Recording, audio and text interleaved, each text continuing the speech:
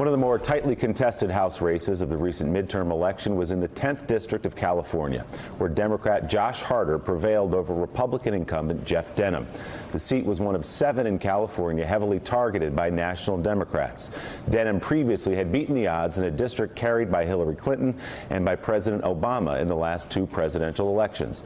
And the retired Air Force combat veteran and now outgoing 4-term congressman joins us now. Congressman, good to have you with us this morning. Let's just talk about your race a little bit, what happened there, and then more broadly, what's going on in the state of California. It was a tough race, certainly the most expensive race that I've ever seen. And with so few seats at play in California, there were a lot of other areas that were very well organized. Close to me was the Bay Area, and there were thousands of people that didn't have anything to campaign for. They came over to my district and campaigned. So it was a tough-fought race. My opponent, I think, did a great job. It was very vigorous. We've met since then. Had a good discussion about the future of the 10th Congressional District.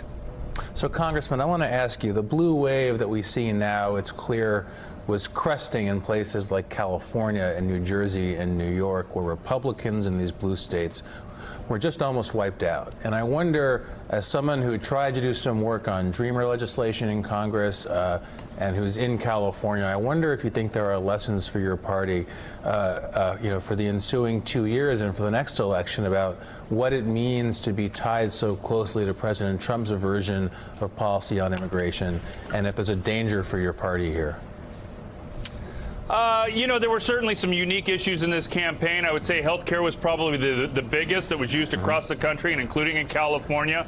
But on immigration, it's a difficult issue. I knew that when I took it on. When we pushed the discharge petition, I knew how tough it was going to be, not only in the primary where it got used against me, but it also got used against me in the general because we didn't actually accomplish the full reform that we were looking at. But it's still something not only am I proud of, but something that needs to get done in a bipartisan fashion. Our bill was not dissimilar to what the Gang of 8 bill was that came out of the Senate that had every Democrat on board. So regardless of who's in charge, I think the other party is going to use this as an issue that is very divisive.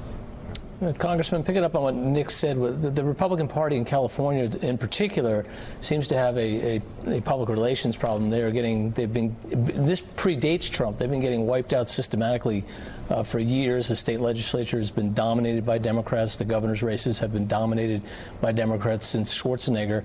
If you had any advice to the Republican Party of California to be a competitive party, what would it be?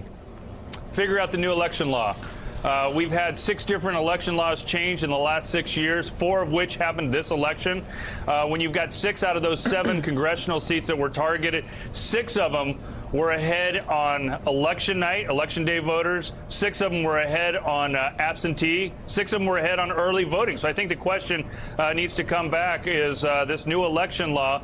First of all, what do these provisionals say about our overall election and changing? I mean, statistically impossible to have 6 seats that won all the early voting, including Election Day, to see the provisionals, the set-aside ballots, come in after the fact. And in this case, the 21st District, 2 weeks late. I mean, the question needs to be not only to the Republican Party in California on the rules, but I think the state as a whole needs to look at the provisional ballots. Congressman, it's Heidi. Midterm elections are almost always a referendum on the current president. And actually, this president said it himself that this election would be a referendum on him. What do you think the results would have looked like in your district if we hit rewind for a moment and we had elected, for instance, a President Bush or a President Cruz? Would it look any different? I don't know. There's certainly a lot to be said about midterms, but President Trump, right before Election Day, was almost even in my district. 2 years ago, he only lost my district by 3 points. And our biggest issue in California, especially in the Central Valley, has been water. And he signed 4 pieces of legislation on water. And just yesterday, we, for the first time in 40 years, now have a proposal to build a new lake, a new reservoir that will really help save California's Central Valley, our breadbasket. So the president has done some good things. It was good on messaging, but obviously it was a midterm election, and midterm elections are always tough for the party in power. Yeah, the U.S. Department of Agriculture announcing a $449 million grant for that California water storage that you had pushed for. Congressman, before we let you go, I just want to ask you, coming out of these wildfires, you just had the Camp Fire, the most devastating in the history of the state of California. President Trump, again yesterday, when asked in an interview about climate change, said, "I'm just not a believer." What's your view on climate change? Do you think it contributed to things like the wildfires in your state? Yes, I'm a believer, but I also believe that it cuts both ways. This is an issue that you absolutely have to clean the fuel out of our forests. We need to do a better job of following a timber harvesting plan under both Republican and Democrat administrations.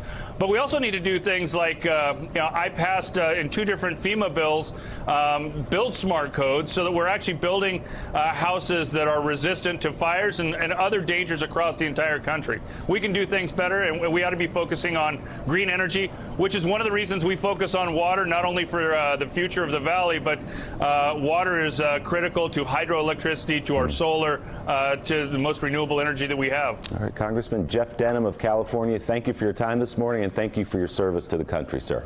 Thank you. It's been a real honor. Still ahead on Morning Joe.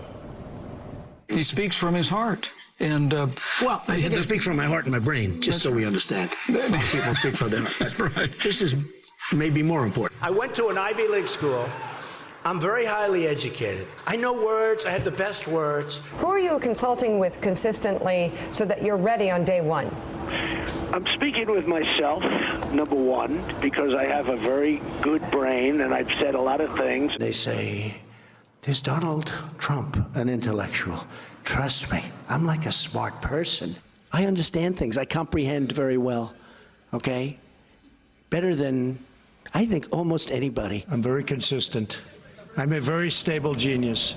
And everybody knows the smartest people always tell you how smart they are. President Trump never missing an opportunity to say how smart he is. Now he's also talking about how reliable his gut is. The Washington Post's Philip Rucker joins us with a wide-ranging interview conducted yesterday with the president. I promise you don't want to miss it. Morning Joe's coming right back. Thanks for checking out MSNBC on YouTube, and make sure you subscribe to stay up to date on the day's biggest stories. And you can click on any of the videos around us to watch more from Morning Joe and MSNBC. Thanks so much for watching.